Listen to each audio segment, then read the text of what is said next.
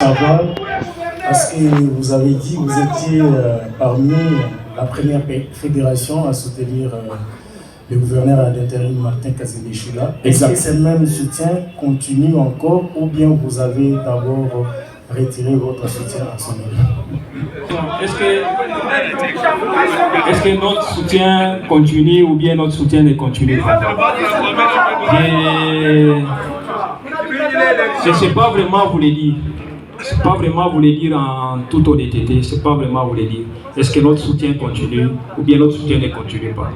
Parce que le tableau que je viens de vous passer, c'est un tableau qui est vraiment très, très sombre pour la fédération.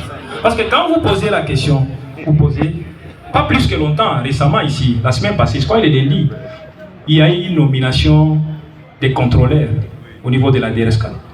Aucun des combattants n'a été, n'en se trouve pas, même pas ici chez nous. Nous n'avons même pas été consultés, même pas ici. Nous avions, ça dit que pour le moment, nous commençons à constater ce qui se passe. Nous constatons seulement. Est-ce que devons-nous continuer à les soutenir ou pas? Je ne sais pas comment vous le dire ouvertement. Je ne sais pas comment vous le dire. Nous l'avions fait à son temps, nous l'avions fait à son temps. Nous avions été de cette fédération qui l'a soutenu, vraiment, qui l'a accompagné. Mais une fois, on s'est fait entourer de vautours, Adalbert Oula a été diabolisé. Et c'est nous qui les combattons pour des raisons vraiment inavouées. Et en cette question, je vais aussi remercier les autres qui ont fait quand même quelque chose pour notre fédération. Je commence par Madame le maire de la ville, Joyce. Elle nous a consultés et nous avons déposé une liste.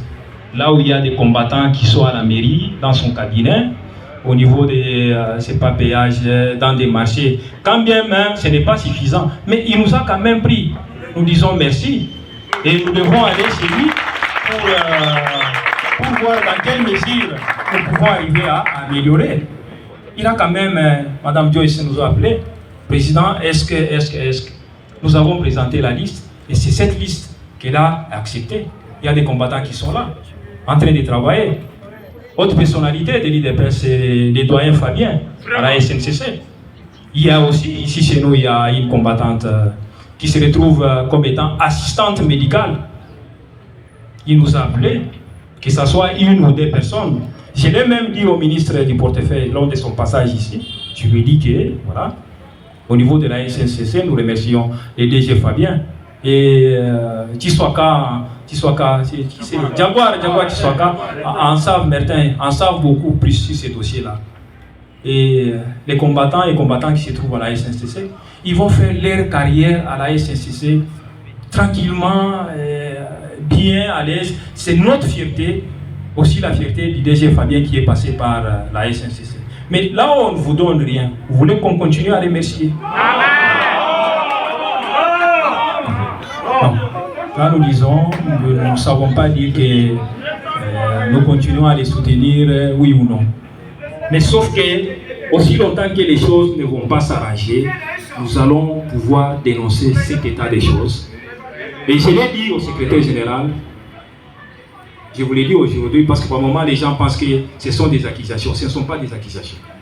Quand les responsables du parti vous posent des questions, moi, j'essaie de répondre en toute honnêteté. Je lui dis des vérités. Si vous voulez dire que cela vous gêne ou pas, mais c'est une vérité. Voilà.